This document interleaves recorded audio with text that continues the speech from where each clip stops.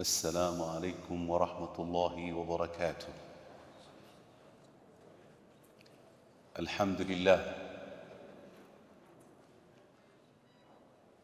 لله رب العالمين، حمدا يوافي نعمه ويكافئ مزيدا، حمدا يليق بجلال ربوبيته وكبرياء ديموميته وعزة قدمه، لا نحصي ثناء عليه هو كما أثنى على نفسه. وأشهد أن لا إله إلا الله وحده لا شريك له، وأشهد أن سيدنا وحبيبنا وعظيمنا ومصطفانا وقدوتنا ووسيلتنا إلى ربنا محمدًا عبده ورسوله وصفيه من خلقه وحبيبه، أرسله الله تعالى رحمة للعالمين وهاديًا إلى صراط الله المستقيم. نشهد أنه بلغ الرسالة وأدى الأمانة ونصح الأمة وكشف الله به الغمة وجاهد في الله حق جهاده حتى أتاه اليقين. اللهم صل وسلم وزد وبارك وتحنن وتكرم على سيدنا ومولانا محمد وعلى آله وصحبه ومن سار على نهجه إلى يوم الدين. أما بعد، إخوة الأماجد، katika darasa letu katika mwezi mtukufu wa Ramadhan ambao tutakuwa tukitizama usafi wa moyo, tufahamu kuwa Mwenyezi Mungu Subhanahu wa Ta'ala atakapokutana na waja baada ya maisha ya duniani, atakaifaulu illa man ata Allah biqalbin salim, yule atakikutana na Mwenyezi Mungu Subhanahu wa Ta'ala na moyo wake uko salama. Ufunguzi wa darasa letu jana tumefunguliwa na aya ya Mwenyezi Mungu Subhanahu wa Ta'ala aliposema, man kana yuridu al-ajil, yoyote atakayekuwa mbio zake, shughuli yake, harakati zake ni kuitaka dunia, na irada min alqalb, moyo ndio mahalul irada, moyo ndio mahali ambapo unadai unataka kitu gani. Aya hii ikatutingisha kidogo mioyo yetu, kwa kuwa yoyote atakaitaka dunia, ajjalna lahu fiha ma nasha liman nurid. Mwenyezi Mungu anasema tutampa dunia, lakini mwisho wake thumma ja'alna lahu jahannama yaslaha madhmuma madhura, kwa masikitiko atatumbukizwa katika moto wa Jahannam kwa mujarrad tu yeye kuitamani na kuitaka dunia. Tukaulizana, ni nini dunia? Wanawazuoni wasema nini kuhusu dunia? Wasomi wa Kiislamu wakasema ad-dunya, dunia yote hii iko katika misingi mitatu. Msingi wa kwanza ni al-mashrab wal-ma'kal, ni chakula na kunywa.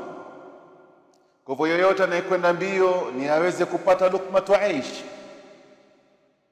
Msingi wa pili ni athiyab, ni kutafuta mavazi yatakayostiri uchi wake. Msingi wa tatu ni asakan, mahali ambapo atakapoishi yeye na familia yake, yeye na watoto wake.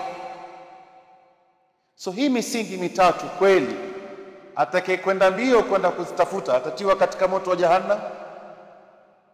Masahaba wameishi hivyo, manabii wameishi hivyo, as-salihin wameishi hivyo. Kwa nini leo mwanadamu anaelezwa katika Qur'ani, man kana yuridu al-ajil ajjalna lahu fiha ma nasha liman nurid thumma ja'alna lahu jahannama yaslaha madhmuman madhura? Kwa nini atumbukize katika moto wa jahannam kwa kutaka haya ambayo ndo basics katika maisha yao? Wanawazuoni wakatueleza linalotegemewa na linalopendelewa katika aya hii ya Mwenyezi Mungu Subhanahu wa Ta'ala ni taalluqul qalb, ni moyo huo umefungamana na dunia, hauna nafasi kabisa katika jambo unalolifanya kumtafuta Mola Subhanahu wa Ta'ala. Hii ni sehemu ya kwanza, taalluqul qalb.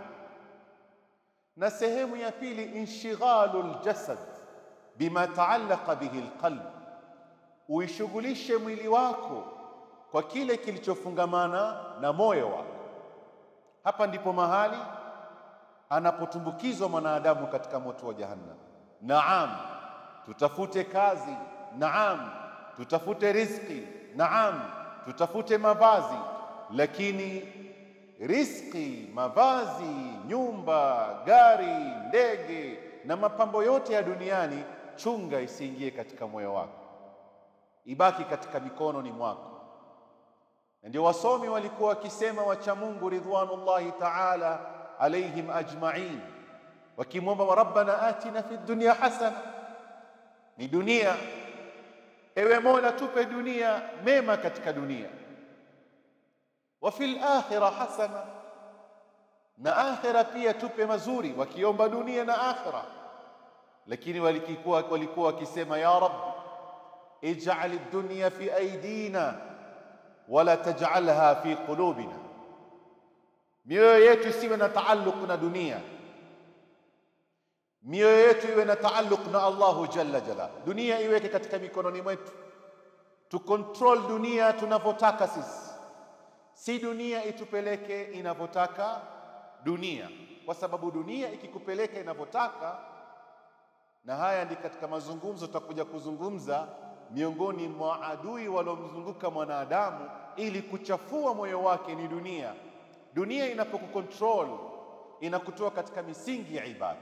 Dunia inapokucontrol inakutoa katika misingi ya al-insaniya, humanity. Unakosa, umsaidii mtu, bali wewe utakuwa unaangalia tu anasema nini Mwenyezi Mungu Subhanahu wa Ta'ala, hakumut takathur, nyinyi mmeangamizwa na kutaka mengi na mengi na mengi. Ukimpa mtu shilingi atakwambia haitoshi, niongeze shilingi nyingine. Ukimpa 2 atakwambia haitoshi, niongeze shilingi nyingine. Ukimpa 1000 haitoshi, yeye alikuwa anatafuta 1000, amepata 1000, wacha niongeze 1000 nyingine. Amepata 2000, wacha niongeze. Ana multi-billionaire, lakini bado hajatosheka. Sio maana usitafute hali ya fedha na pesa, la, ni sawa, lakini isiingie katika moyo wako, kwa sababu itafika wakati hautojali, je ni halali, je ni haramu. Wewe utakuwa unanyang'anya, utakuwa unadhulumu, kwa sababu moyo wako taallaqa alqalb bidunya. Hiyo ndio Mwenyezi Mungu anatuambia, man kana yuridu alajilata ajjalna lahu fiha ma nasha liman nurid thumma ja'alna jahannama yaslaha madhmuman madhura wa man arada al-akhirah. Kuna na yule anaitaka akhira. Akhira si kutaka peke yake, wasaa laha sa'yaha, akaenda mbio ili aipate akhira. Ndio mada yetu katika siku ya leo, nita al-ba'ith, awakeness. Kitu gani kinachomfanya mwanadamu anaposikia adhana katika usingizi mwanana, asubuhi baridi, maji baridi, lakini akavua ile blanketi yake, akasikiza nasiha ya almuadhdhin anaposema as-salatu khairun minan naum? Ni nasiha, usingizi mtamu, pengine na ndoto zilizokuja nzuri, na mwili una hofu, hautaki baridi, lakini ukatupa blanketi yako ukasema naam sadaqta wa bararta, wewe muadhdhin umesema kweli na umefanya vizuri kunipa nasiha, ukanyenyuka, ukaingia katika bafu yako, ukakoga, ukachukua na mavazi yako, ukaelekea msikitini na hali ya baridi. Hii inaitwa al-ba'ith. Nini kinachowafanya Waislamu katika mwezi mtukufu wa Ramadhan? Msikiti umejaa katika 10 la kwanza au pengine siku 5 za kwanza, hauna nafasi zaidi hata ya yaumul jumaa. Waulizana, hawa ni Waislamu majirani kweli wa mtaa huu ama wengine wametoka mitaa fulani? Ni Waislamu wa kutoka hapa hapa. Lakini unakuja kuona kila masiku yakikwenda, siku 6 watu wanapungua, siku 10 watu wanapungua kabisa, lakini inapofika katika 10 la mwisho, haya msikiti sina umejaa, usiku wa manane watu wamejaa. Hii inaitwa al-inbi'ath. Inbi'ath amil ba'ith, kama wanavyozungumza wanazuoni, wanasema ni mithlu da'wa al-hudhur. Ile ba'ith, awakeness, inaoingia na fujo katika moyo wako, ukajihisi wewe unataka kufanya kheri, na ukatoka ukawacha mambo yote yako, ukaingia katika mstari wa mbele ukasema Allahu akbar, na huku ukaleta istighfar baadia wa hakadha, ukasikia kuna taalluq moyo wako na haya yote yanayofanyika. Hii ni al-ba'ith. Hii mada tulipopanga kuizungumza leo, nilifanya mazoezi kidogo na mamangu mzazi, mtu mzima, miaka 75 takriban, yuko nyumbani. Namweleza mama, kwa nini wafunga? Saa zingine wewe nakuona mgonjwa unatumia dawa za pressure, saa zingine unakohoa, si ufungue? Nafanya mukabala. Mama kanambia, mimi siwezi kufungua.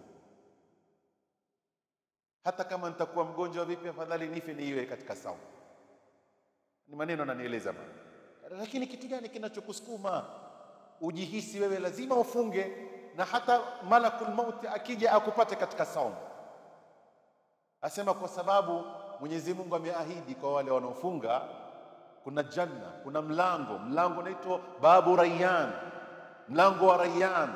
Huu mlango wataingia watu special wenye kufunga, na mimi nataka niipate huo mlango. Nikajua hii ni ba'ith. Hii tayari ni msukumo, unamsukuma mama, na tutakuja kuieleza kabla sijamaliza mada yetu. Haya na mengi mlioelezwa na wazazi wenu, na wale tunawaona watu wazima msikitini hawatoki msikitini, wanabaki msikitini, wasoma Qur'ani, wafunga katika Alhamisi na Jumatatu, na Ramadhani ikija masha Allahu taala wameshamiri katika ibada. Hii ndio al-ba'ith, kuwa kuna ahadi Mungu subhanahu wa ta'ala ameiweka. Mwanangu mdogo ambaye ana miaka 7 sasa, nikamuuliza nafsu shay, namwambia nataka upractice saum tadrijia, nakwenda polepole. Lakini mwanangu nikampa promise, ukifunga Ramadhani basi nina zawadi kubwa sana nitakupa, zawadi kubwa nitakupa mwanangu. So I was not expecting kuwa mwanangu atafunga kama mimi ninavyofunga. Manake ni mwaka wake wa kwanza, 7 years, amefika sinu tamyiz, ni mwaka wa tamyiz, anafaa anze kuswali, na kama ni kufunga aende pole pole. So the first day mwanangu ameniambia niinushe daku nile. Kwa hivyo nikamwambia mamake muandalie daku. Mtoto akanywa maziwa na tende, akarudi akalala. So si expect asubuhi atamka awe amefunga, lakini akiamka baada ya kuswali alfajiri akanambia, baba mimi nimefunga. Na marhaba. Imefika saa 4, baba mimi nimefunga. Na marhaba, najua saa 6 haitawezekana.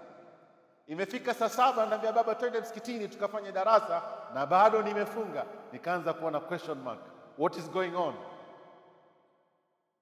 Ilipofika saa 10 nikajua my son is serious, miaka 7.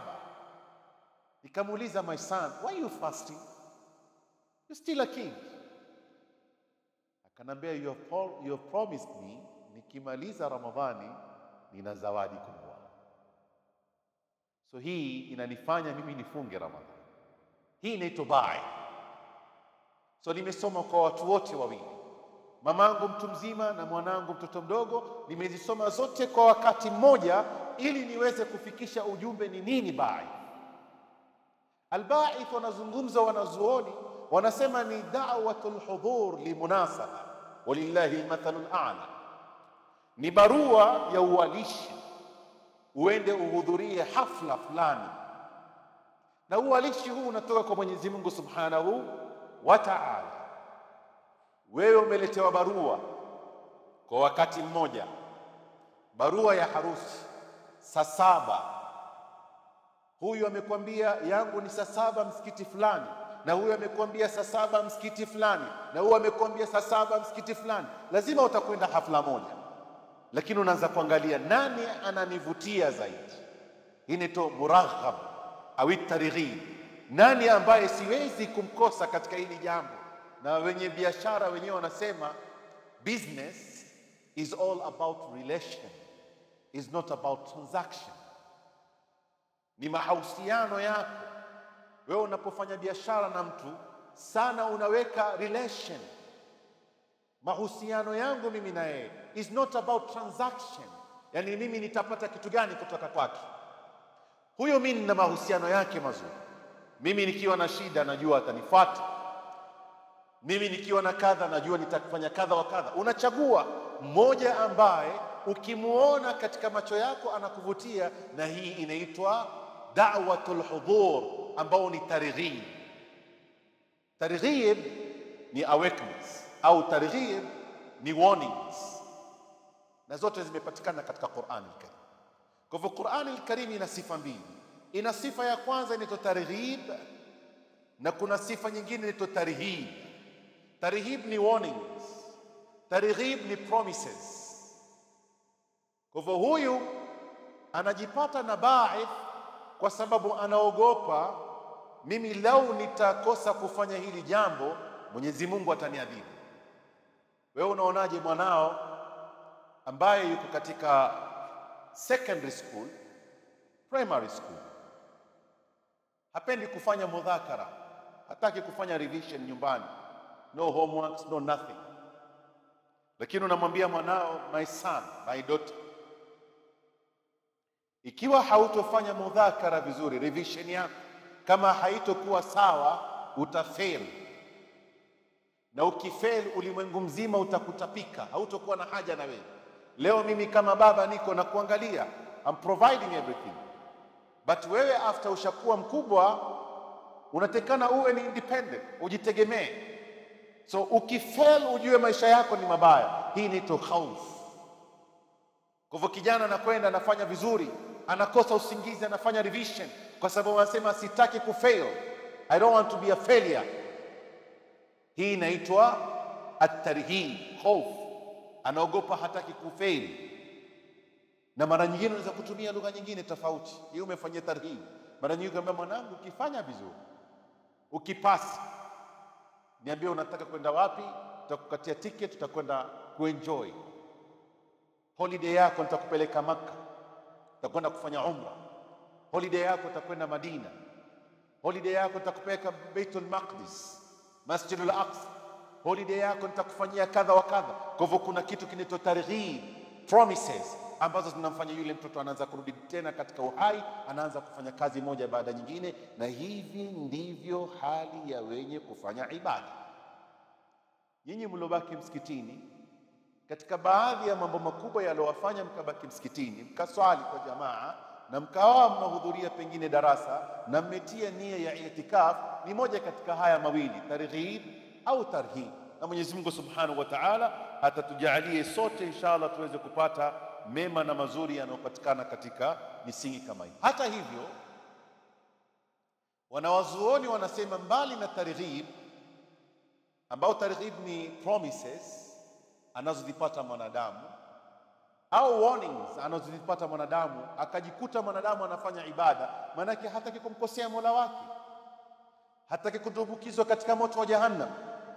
Kuna kitu kingine wanazuoni wamekitaja, wanasema ashauq au ishtiyaq. Na ishtiyaq ni mahabba. my love to Allah subhanahu wa ta'ala. Hii ni daraja ya juu. Kwa kuna watu wanafanya ibada zao si kwa sababu wanaogopa au si kwa sababu wanatamani kupewa janna, lakini hali yao kubwa ni mahaba yao juu ya Mola subhanahu wa ta'ala. Mimi naswali kwa sababu nina kitu kinaitwa hub lillah, mapenzi yangu kwa Mwenyezi Mungu subhanahu wa ta'ala. Nataka Mwenyezi Mungu anione mahali anapopenda, na sitaki Mwenyezi Mungu anione mahali asipopapenda. Hii ni alhub, inaitwa alishtiyaq, na zimejaa tele katika Qur'ani al-Karim. Wengine katika ulimwengu tunaoishi leo, kuna baadhi wanakuja wanauliza kwa nini Mwenyezi Mungu subhanahu wa ta'ala ajiite al-Qahhar, jina la utisho. Na penginepo wengine katika hawa orientalist mustashriqin wanaokuja kusoma Uislamu kisha wakaanza kubadilisha baadhi ya mafuhumu ya Uislamu katika Qur'ani na hadithi na mengineo mengi, wanakwambia Mola wenu subhanahu wa ta'ala na majina makali: al-Jabbar, al-Qahhar, al-Mutakabbir. Kwa nini majina ya uzito haya yote yaondosheni? Mwenyezi Mungu anatakana awe na majina mazuri. Ni kalimatu haqqin urida biha al-batil. Haya ni maneno ya kweli, lakini yana ubatilifu ndani yake. Wenyewe wanakuambia God is love, na ni kweli. Allah is all about hope, ni mapenzi. Lakini wewe baba, wewe mama, unapoketi na wanao, unapomfinya mtoto wako kidogo ukamwambia usifanye kitu fulani, ukawa na hasira ndani ya nyumba usifanye kitu fulani, ina maana una mahaba na mtoto wako? La, bali ile sifa ya ukali katika nyumba yako ni alama na dalili za mapenzi kwa mtoto wako. Kwa mwanangu, mimi sikukufinya wala sikukukemea wala sikukukasirikia kwa kuwa nakutakia mabaya, la, nimeyafanya kwa sababu ya alhub. Kwa hivyo akakwambia hizi majina al-Jabbar, al-Qahhar, al-Mutakabbir, al-Mu'izz, ondosheni kwa sababu ni majina ya utisho. Na penginepo inshallah katika darasa zitakazokuja tutakuja kuangalia walillahi al-asma'u al-husna. Kwa nini Mwenyezi Mungu ana majina haya? Yana tafsiri gani katika maisha yetu? Na katika hadithi nyingine Mwenyezi Mungu Mtume Muhammad alayhi salatu wasalam anatuambia takhallaqu bi asma'illah, jipambeni kwa masifa na majina ya Mola subhanahu wa ta'ala. Kuna majina ya Mwenyezi Mungu subhanahu wa ta'ala yanajulikana al-jamal, majina ya al-jamal mazuri. Sisi tunatakana tujipambe na majina kama haya, lakini na majina mengine ambayo kwamba yana al-jalal, yana utisho kama al-Mutakabbir. Wewe mwanadamu hufai kujipa sifa ya takabbur. Al-Jabbar hufai kuwa na sifa ya al-Jabbar. Wewe unatakana uwe ni Rahim, wewe unatakana uwe ni majina ya Rahman, pia si jina lako. Rahman jina la Mwenyezi Mungu subhanahu wa ta'ala, lakini yale majina ambayo kama yanajulikana ni jamal, yana uzuri, sisi tunafaa tujipe sifa kama hizo na tujipambe nazo, kwa sababu yana nafasi kubwa sana katika al-mujtama. Kwa hivyo wewe unapomwelekea mwanao ukamweleza suala kama tulivyozungumza kwa mara ya kwanza, yale yote yanaonyesha dalili ya mapenzi na mahaba katika moyo wako. Hebu tizama ndugu yangu, katika maneno ya Mwenyezi Mungu subhanahu wa ta'ala katika Qur'an anasema waridwanullahi akbar, waridwanullahi akbar, radhi za Mola subhanahu wa ta'ala ni kubwa. Sisi tunachokifanya tunatafuta radhi za Mola subhanahu wa ta'ala. Sayyidina Musa alayhi salam amepewa muda fulani, anaambiwa haya, njoo katika Turi Sina kuzungumza na Mola subhanahu wa ta'ala. Anapewa amri 10 za Mwenyezi Mungu subhanahu wa ta'ala, amekwenda haraka. Anamuuliza Mwenyezi Mungu subhanahu wa ta'ala, mbona Musa umekuja haraka? Sisi maagano yetu ni siku 10. Asema ajiltu ilayka rabbi litarda, mimi Mola nimekuja kwako haraka ili wewe uridhike. Utafuta radhi za Mola subhanahu wa ta'ala. Waridwanullahi akbar, na radhi za Mola subhanahu wa ta'ala ndio kubwa. Watakaoingia peponi pamoja na ma la aynun ra'at wala udhunun sami'at wama khatara ala qalbi albashar, pepo ni nzuri uzuri wake sikio halijapata kusikia, macho hayajapata kuona. Very beautiful. Mwenyezi Mungu atasema, haya nataka niwape nzuri zaidi ya pepo. Tutaulizana inshallah, Mungu atutie peponi ya Rab. Mazuri yote haya tuliyoyaona, kuna mazuri gani zaidi ya haya tuliyoyaona? Asema leo nataka kuwapa waridwanullahi akbar, nataka kuwapa radhi za Mola subhanahu wa ta'ala. Hii ndio inaitwa al-ba'ith. Hii ndio inamfanya Muislamu anapoletewa tax, anapoletewa dili yenyewe haiendani sambamba na sheria ya Mola subhanahu wa ta'ala, anasema inni akhafu Allah.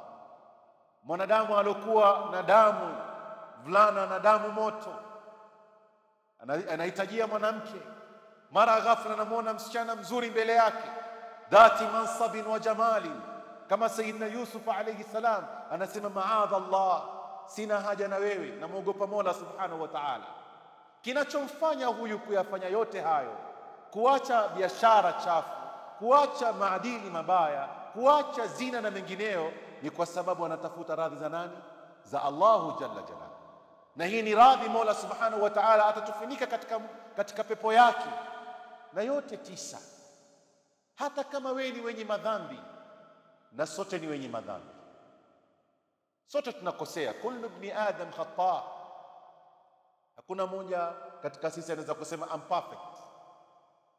Na ndio utakuja kuona alhamdulillah, 10 la kwanza, siku 5 za kwanza tuko wengi msikitini, siku 6 siku 7 yapungua. This is how life is. Lakini haya tutakaoyasoma inshallah taala katika mwaka huu na katika mwezi huu mtukufu wa Ramadhani, yatatujalia na yatatufanya inshallah tudumu kwa muda mrefu. Lakini tutaangalia dhawabi, tutaangalia baadhi ya masharti ambao tukiweza kupambana nayo, utajikuta unadumu katika ibada miaka mikaka na unasikia ladha. Test ulioisikia katika sala ya dhuhuri sio test utakayoisikia katika sala ya alasiri. So hautokinai, hauto give up, utaendelea kupata ladha na ladha na ladha. Yote hayo yote pamoja ya kuwa sisi ni wenye madhambi na tunamkosea Mola subhanahu wa ta'ala, lakini Mwenyezi Mungu subhanahu wa ta'ala katika targhib anasema, qul ya ibadiy alladhina asrafu ala anfusihim, sema ewe Muhammad, waambie waja wangu, alladhina asrafu ala anfusihim, walo fanya israfu ya madhambi, wamemkosea Mola subhanahu wa ta'ala, walokuwa na madhambi mengi. Hebu sikia maneno hayo, waambie walokuwa na madhambi wataingizwa moto wa jahannam?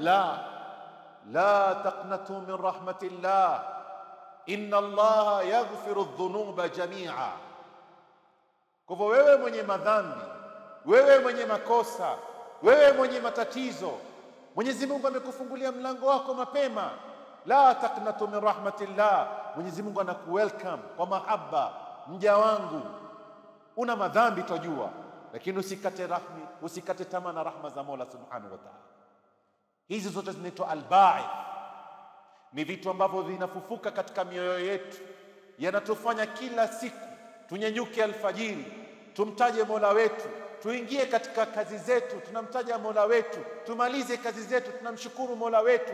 Katika kila jambo tuko na Mola subhanahu wa ta'ala, kwa sababu Mwenyezi Mungu subhanahu wa ta'ala anaamiliana na sisi na mapenzi, anaamiliana na sisi kwa mawadda na mahaba.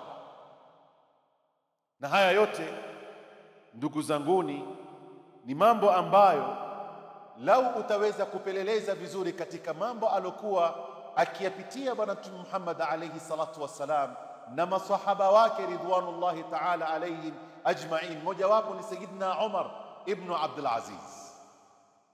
Huyu ni khalifa anayejulikana al-Khalifatu Rashida al-Khamis. Sayyidina Umar ibn Abdul Aziz katika khilafa yake anaulizwa, ni jambo gani lililokufikisha katika daraja ya juu? Kwa nini leo wewe ni khalifa? Asema, mimi nilikuwa na nidhamu kuanzia udogoni. Na hii ni tabia kila mmoja anayo, tamaa kila mmoja anayo, lakini tamaa yako uliokuwa nayo ina Uislamu ama haina Uislamu? Alikuwa asema, chochote ninachokinyenyua mfano ni kila nasema ya Rabbi niruzuku bora kuliko hii. Kwa hivyo vyakula vyote katika, nilikula ugali nikamwambia ya Rabbi nipe riziki bora kuliko ugali, Mwenyezi Mungu akanipa. Nilipopata kama ni biriani, ya Rabbi nipe biriani bora kuliko, Mwenyezi Mungu akanipa. Nikapata daraja pole pole, nikawa mwalimu wa madrasa, nikawa imamu wa msikiti, nikawa ni wali, ni gavana wa Madina. Nikamwambia ya Rabbi umenipa ugavana, nipe bora na kubwa kuliko hii. Leo amenipa ukhilafa. Haya, kuna ukubwa baada ya ukhilafa? Asema naam. Ya Rabbi leo umenipa ukhilafa, naomba unipe kubwa kuliko uongozi na utawala wa dola. Akaambia ni nini hiyo? Asema alqurb min Allah. Ya Rabbi nijalie niwe karibu na wewe. Ya Rabbi katika yote ulionipa usikate mawasiliano, connection between me and you. Nijalie daima dawama niwe karibu na wewe. Na haya kama tulivyozungumza yana dhawabit, yana masharti. Ili ba'ith ije kila siku ujihisi una hamu ya kufanya ibada, una hamu ya kufanya khairat, dhabit ya kwanza, sharti ya kwanza, duma ala dhikr, dumu katika kumtaja Mola subhanahu wa ta'ala, dhikri na adhkar. Haya maneno nimewahi kuzungumza katika khutbatul Jumaa hapa siku moja. Wanafiq Mwenyezi Mungu amewasifu akisema la yadhkuruna Allah illa qalila. Kwa hivyo wanafiq wamtaja Mungu subhanahu wa ta'ala, lakini tatizo lao ni kwa wanamtaja Mwenyezi Mungu kidogo. Hii kidogo manake ni ngapi? Haifiki 300. Aqallu alkathir kama wanavyozungumza wanazuoni, uchache wa wingi ni 300. Kwa hivyo wewe usikose kumtaja Mwenyezi Mungu subhanahu wa ta'ala. Wewe si mnafiki, basi usimtaje Mwenyezi Mungu uchache wa 300 kwa siku. Ukiweza zaidi ya 1000 marhaba. Wewe jitahidi usishuke chini ya 300. Ukishuka chini ya 300 ndio hiyo la yadhkuruna Allah illa. Sasa wewe umtaje Mungu kabisa, hata hiyo illa qalila haumu. Tukutie katika kundi gani ikiwa wanafiki wameambiwa innal munafiqina fi darki al-asfali minan nar? Wanafiki wataingizwa katika moto wa jahannam na wanamtaja Mwenyezi Mungu kidogo. Wewe haumtaji kabisa Mwenyezi Mungu subhanahu wa ta'ala. Tukuweke wapi? Kwa hivyo ili uweze kupata al-inbi'af, na hapa kuna vita vikubwa, kuna nafsi tutakuja kuieleza, kuna shaitan tutakuja kueleza, tuna dunia tutakuja kueleza, kuna man hawalaina. Manake mara nyingine tunafanya mambo ni kwa sababu ya relation na friendship tuliokuwa nao. Marafiki pia wanatupeleka katika njia sio, sikuwa uwakimbie, lakini utaweza kudumu katika khairi na kujikinga na matatizo ya nafsi na matatizo ya shetani. Mudawama ala dhikr, kumtaja Mwenyezi Mungu subhanahu wa ta'ala. Na miongoni mengine ni kukumbuka kifo chako. Wewe leo kifa, uko katika hali gani? Utakutana na Mola wako katika hali gani? Almaut akthiru min hadhihi alladhat. Mtume anasema tajeni sana na kumbukeni sana kitu ambacho kama kinakata ladha zote, ambao ni almaut. Hizi ni dhawabit. Na dhabit nyingine katika sharti na masheria ya kudumu katika hii ba'ith ije kila siku ujihisi unafanya ibada na raha na furaha, ni mujalasatu salihin. Siku zote marafiki zako wawe ni watu wema, watu ambao ukiwaona unamkumbuka Mola, watu ukikana wao unamtaja Mola, watu ukikana wao unapata iman, watu ukikana wao unafanya khairat. Mujalasatu salihin. Na hapa natajwa bwana mmoja anajulikana kama Muhammad ibn Wasi'. Alikuwa mwanachuoni mkubwa sana na alikuwa wali wa Mwenyezi Mungu subhanahu wa ta'ala mkubwa sana. Mmoja anasema mimi nikihisi imani yangu imepungua na ibada yangu inakwenda ikififia, nilikuwa nakwenda msikitini namtafuta Muhammad ibn Wasi'. Nikimuona Muhammad ibn Wasi' napata himma ya mwezi mzima. Yani narudi msikitini nafanya ibada ya mwezi mzima kwa kumuona tu Muhammad ibn Wasi'. Naweza kusema muangalia tu mtu. Nitakupa mfano. Sasa tuna misabaka ya Qur'ani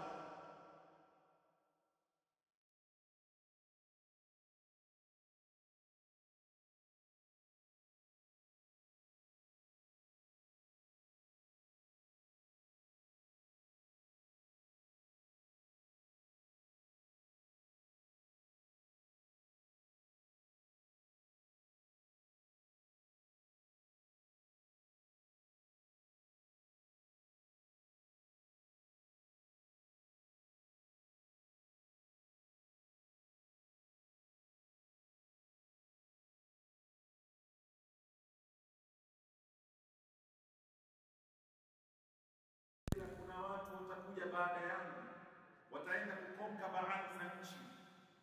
Wale watu watakuwa hawana vita na watu, watakuwa na shaka, watafungua mlango, watasema sisi hatutaki vita, lakini tunataka kuingia katika ardhi yetu kwa sharti afikum Rasulullah. Je, naye mtume wenu pamoja na nini? Wasema Rasulullah amefariki kitambo. Sasa basi afikum man raa Rasulullah. Je, katika nyinyi kuna yule alimuona Rasulullah? Kasemea masahaba wako katika frontline, waangalie wale masahaba, waone nuru ya as-salihin, waambie kieni hakuna vita, nchi ni yenu. Kujeza mazingine pia, masahaba wameshafariki, waje hawa matabiin, afikum Rasulullah la, afikum man raa Rasulullah, kuna alimuona mtume la, afikum man raa Rasulullah. Je, kuna yule aliyemuona Rasulullah? Yani katika tabi'in, sema naam, walikuwa katika frontline hawa ni at-tabi'in. Mujalasatu salihin. Jitahidi siku zote wewe ili kuweza kuhifadhi imani yako, ili kuweza kuhifadhi bi'afa weakness yako, karibu kuketi katika majalis ya wema. Meona wazee wanaoketi msikitini, nenda katafute dua kutoka kwao. Omba dua, wewe miskini, antum fuqara ila Allah. Omba dua. Umeona mwenzako ameswali, mwambie naomba niombe dua. Niombe dua Mungu anifungulie mambo yangu, aniingize katika imani. Na sote tukiomba dua, si lazima umepewa wasia. Sema tu Allahumma arham ummat sayyidina Muhammad. Wakumbuke wote. Na Mwenyezi Mungu atakufungulia heri. Kwa hivyo hii ni imbiaf ambayo yaingia katika moyo wa mwanadamu kama sasa tuliyoeleza, lakini katika tatizo kubwa tunafanya madhambi. Tunasema ni backslide. Umeingia leo msikitini, kesho unajikuta umepambana na kitu pale barabarani, imekupoteza, umerudi nyumbani, watoto wamekupoteza, umerudi nyumbani, mke wako amejipamba, umesahau kila kitu. Masahaba walikuja kwa Mtume Muhammad, akamwambia Rasulullah, namaliza, sisi tukiketi na wewe tunajihisi tuko peponi. Ila dhakarta aljanna, ukitaja pepo tusikia istihdar, concentration yetu, tuko katika janna. Ukieleza moto wa jahannam tuna hofu. Ukimaliza darasa tutunga tunamtaja Mungu subhanahu wa ta'ala. Tukifika nyumbani, wake zetu wamejipamba, wanatukaribisha, watoto wanatulilia, wanatushika, tunasahau yote umetuambia Rasulullah. Je, makosa haya tunayofanya Rasulullah? Akasema la, ni hali. Akasema lau mngedumu ala ma antum alayhi, katika hali ambayo mko nayo, la nazalat almalaika tusafihukum, malaika wangeteremka kwa congratulation kwa hali mliotoka nao katika hadhara ya Mtume Muhammad. Lakini mmerudi nyumbani na familia ina haki, nasema rawwihu qulubakum sa'atan fa sa'a, zipumzisheni nafsi zenu saa baada ya saa. Yani usiswali sana mpaka ukachoka, lakini kidogo. Usifunge sana, Ramadhani ni lazima, lakini ukafunga kila siku, unafunga mpaka mwisho ukachukia ile ibada la. Ukashika Qur'ani ukasoma ukapiga nyuso kadhaa ukachukia la. Shay'an fa shay'an. Na ndio katika tanawu walikuwa nao wanazuoni, walikuwa mara nyingine wasoma Qur'ani nusu saa anaifunga, anaswali. Akishamaliza kuswali nusu saa anachukua tasbih nusu saa. Akimaliza nina sadaka mkononi mwangu, nusu saa anakwenda nje, anatanawu. Yani wewe unapokuwa na tende, kuna ajwa, kuna batmur, kuna sukari, hapo unachukua moja, si umeshiba, unatanawu kwa sababu kila moja ina ladha yake. Lakini unashika ibada moja, ndio mwisho unachoka wewe, moyo wako inakuwa nafsi yako nzito, unaweza ufanye ibada, lakini ukiwa na tanawu katika ibada inakuwa katika hali nzuri. Na rawu wa qulubakum sa'atan fa sa'a. Umeswali pengine, umesoma Qur'an kwa kuketi, soma Qur'an kwa kusimama, kwa kutembea, kwa kufanya kadha uwe na tanawu ili nafsi yako isichoke, na hii itakuwa ni baitha kubwa sana. Kesho inshallah taala tutakuwa na mada muhimu ambao inshallah taala itaweza kutufungulia mlango wa Mwenyezi Mungu adhim, na ni mlango wa at-tauba. At-tauba ni mlango ambao tutakaubisha kesho inshallah taala, kwanza kutayarisha mioyo yetu, vipi tukitaka kufanya tauba tufanye tauba, na mtu atajua vipi kwa tauba yake Mwenyezi Mungu amekubali, Mwenyezi Mungu Subhanahu wa Ta'ala atujalie min alladhina yastami'una alqawla fayattabi'una ahsana. Allahumma ya man waffaqa ahla alkhair lilkhair wa 'annahum 'alayhi waffiqna lima tuhibbu wa tarda wa 'inna 'alayhi la tamna'na خير ما عندك بجودك وفضلك وامتنانك يا أكرم الأكرمين. وصلى الله على سيدنا محمد وعلى آله وصحبه وسلم والحمد لله رب العالمين. جزاكم الله خير. بارك الله فيكم.